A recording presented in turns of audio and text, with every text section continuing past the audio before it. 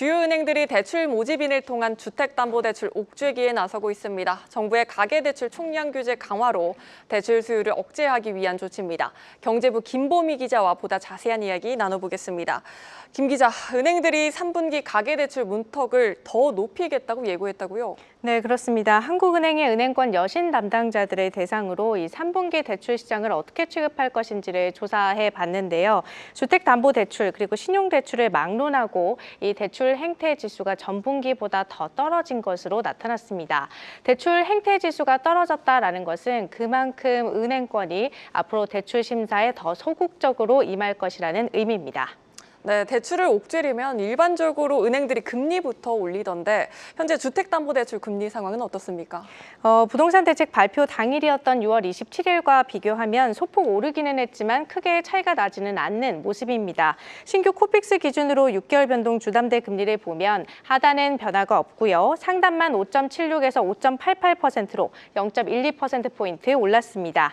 하지만 이마저도 은행들은 대출 재원, 즉 자금을 조달하는 과정에서 리스크 관리 비용이 발생해서 이 부분을 금리에 반영했을 뿐 인위적인 금리 조정은 없었다라고 설명하기도 했습니다. 그리고 대출금리 인상은 현재 검토하고 있지 않다라고 입장을 명확히 밝혔습니다. 네, 대출을 조이려고 하면서도 명확하게 대출금리 인상을 검토하지 않겠다라고 말하는 부분이 조금 의아한데요. 금리에 손을 못 대는 이유가 따로 있는 것 아닙니까? 있습니다. 바로 가계대출에 대한 정부 기조 때문인데요. 한 시중은행 관계자는 가계대출 총량은 줄여나가되 금리 인상은 불허한다라는 게 이번 정부의 스탠스라면서 금리에 손을 대기는 쉽지 않은 상황이라고 분위기를 전하기도 했습니다. 또 다른 시중은행 관계자 역시 대통령이 취임 첫날부터 예대 금리차 문제를 지적하지 않았냐며 이런 상황에서 금리를 올리기에는 부담스럽다라고 말하기도 했습니다. 물론 5대 시중은행 기준으로 가계대출 예대 금리차가 보시는 것처럼 2개월 연속 줄고 있기는 하지만 대통령이 직접 언급한 사안인 만큼 계속해서 신경을 쓸 수밖에 없다라는 겁니다. 이재명 대통령은 오늘 국무회의에서 6.27 대책을 주도한 김병완 금융위원장에게 금리 규제가 효과가 있었다라는 취지로 칭찬을 한 것으로 전해지는데요. 이런 분위기라면 금리 올리는 건 더 어려울 겁니다. 네, 그럼 은행들 앞으로는 어떤 방식으로 대출 수요를 조금 조절할 것이라고 보십니까? 금리 인상 다음으로 쓸 수 있는 카드가 총량 할당제 방식입니다. 일반적으로 은행권에서는 영업점 그리고 비대면, 대출 모집인 이렇게 세 가지 방식을 통해서 대출을 취급하고 있는데요. 각 창구별로 대출 한도를 할당한 후에 그 한도가 소진이 되면 대출을 잠시 중단하거나 아니면 매일 얼마씩 한도를 조금씩 풀어서 오픈런 방식으로 대출 접수를 받는 방식 등이 대표적입니다. 현재 은행권에서는 이미 대출 모집인 한도를 막는 방식을 쓰고 있는데요. 통상 은행권 신규 주담대 중 절반가량은 대출 모집인을 통해 이뤄지기 때문에 이 수요 조절 효과가 꽤 클 것이라는 분석이 나오고 있습니다.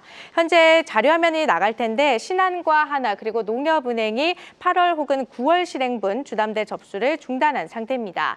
이외에도 모기지 보험 가입 제한, 대환대출 신청 중단 등의 방법이 있는데 지금은 농협은행에서 이 조치를 취하고 있습니다. 은행들은 하반기 가계대출 총량 목표치를 당초 계획보다 절반가량 줄여야 하기 때문에 사실 마음이 급한 상황입니다.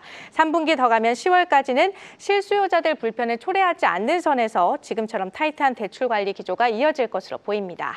네, 일단은 금융당국은 9월로 넘어가면 가계대출 증가세가 조금 꺾일 것이다 이렇게 보고 있는데 만약 예상과 달리 수요가 꺾이지 않는다면 최후의 수단으로는 뭐가 있습니까? 영업점별로 매달 대출 한도를 배정해서 관리하는 방법이 거론됩니다. 과거 21년 9월부터 12월까지 4개월 동안 시중은행들이 실제로 이 방식을 통해서 가계대출을 관리한 적이 있는데요. 당시에 영업점별로 대출 한도가 다 다르게 나오다 보니까 차주들이 실제로 좀 불편함을 많이 겪어야 했습니다. 물론 지금 은행권에서는 이건 최후의 수단이라고 얘기를 하고 있는데요. 만약에 가계대출 수요가 좀처럼 잡히지 않는다라고 한다면 일일이 손품, 발품 팔아서 일일이 영업점에서 기다렸다가 대출을 받아야 하는 상황이 이어질 수도 있다라는 우려가 나오고 있습니다. 네, 잘 들었습니다. 경제부 김보미 기자였습니다.